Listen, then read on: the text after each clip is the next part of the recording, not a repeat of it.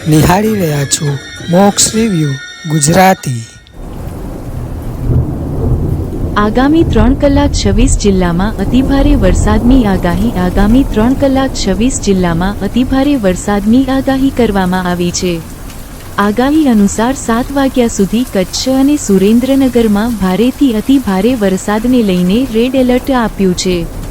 અમદાવાદ, મોરબી, ડાંગ, નવસારી, વલસાડ, દમણ, દાદર અને નગર હવેલી, ખેડા, તાપી, ગાંધીનગર, બોટાદ, ભાવનગર, અમરેલી, ગીર સોમનાથ, દીવ, જૂનાગઢ, રાજકોટ, જામનગર, છોટા ઉદેપુરમાં ભારે વરસાદ પડશે।